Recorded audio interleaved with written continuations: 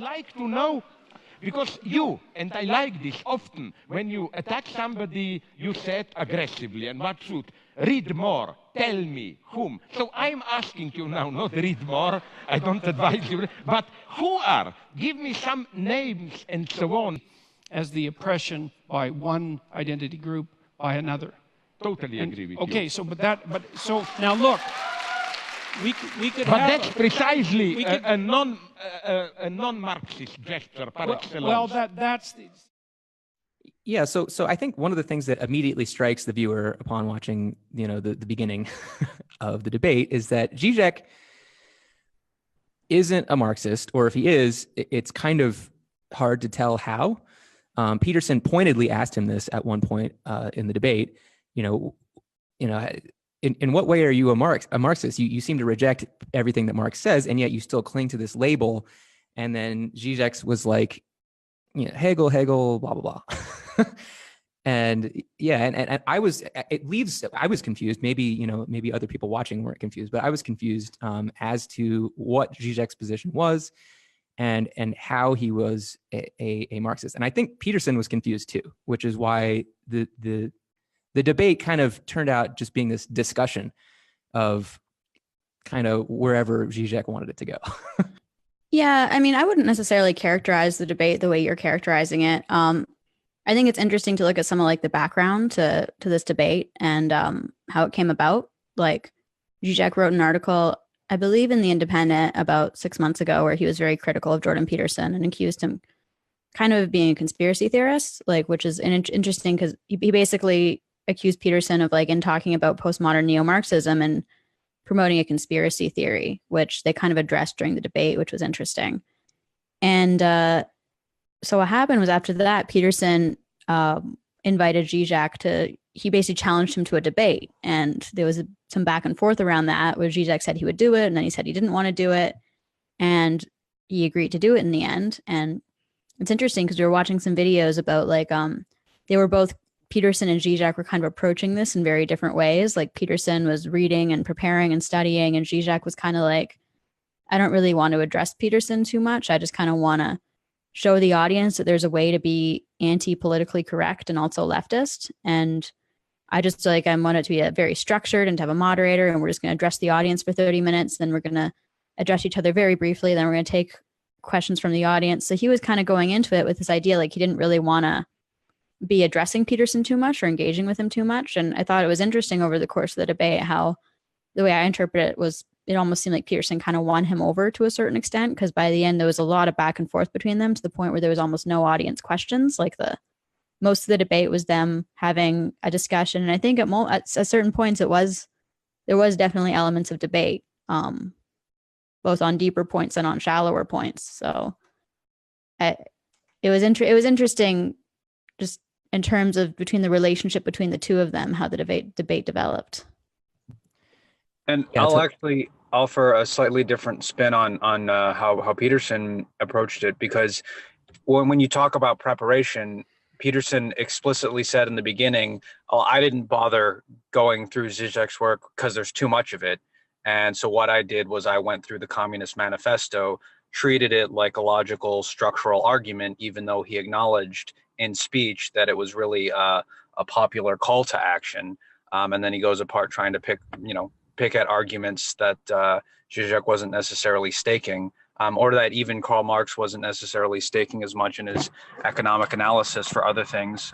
Like Žižek was pointing out that he has a lot of good critique in Das Kapital, and Peterson seemed largely unaware of what that was. So they I think they each kind of approached the debate past each other, which ended up probably leading to some audience confusion or spaces for audience confusion in the beginning. But then, yeah, definitely switched to a more interesting back and forth. It took a weird turn towards sort of Christian approaches to meaning and suffering towards the tail end. But yeah, I think, if Žižek can be rightfully accused of not preparing for the debate, Peterson's preparation just kind of deliberately avoided I guess more substantial Marxist critique of capitalism and also Žižek's own specific works. So Just wanted to throw that out there. Well, I I mean, mean, I'm gonna, agree. that's okay. Peterson would- did not say that. Sorry, Dan. I think I'm gonna have to challenge you to be a little bit more careful in characterizing Peterson's words here, because he did not say that he didn't bother looking at Žižek at all because Žižek writes too extensively. He said it would be impossible for me to go through all of Žižek's 36 published books, let's say, in preparation for the debate. So he read some Žižek, but he focused on the the Communist Manifesto. Yeah. Well, yeah, and the whole reason I wanted to watch this debate is because Žižek is supposed to be the guy defending socialism or defending communism. And so if Jordan Peterson, does this incorrectly or attacks something that attacks, the straw man of communism rather than going right for the steel man, what I was hoping from this debate is that Žižek would provide the steel man. And that didn't happen as far as I can tell.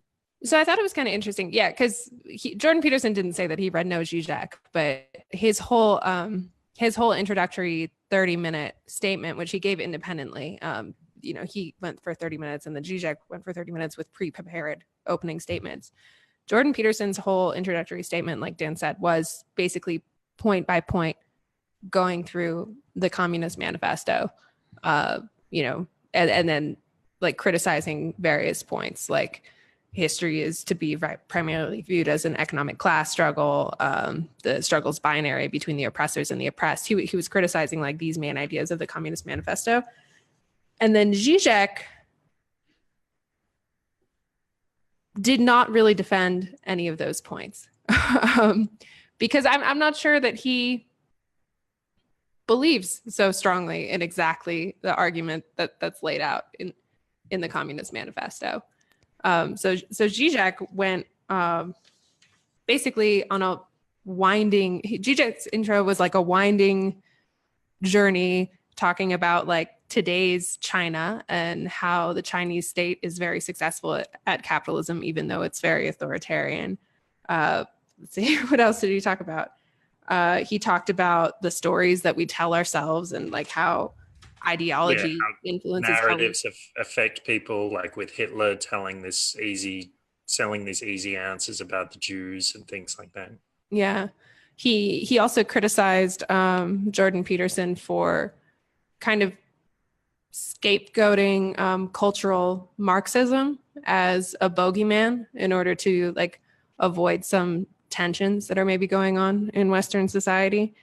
And he talked a little bit about the rise of Trump and how liberals in America don't want to take a look at how society could have given rise to Trump. He criticized PC culture as well. I mean, he went through a lot. Like Žižek, when you listen to him talk, he's kind of,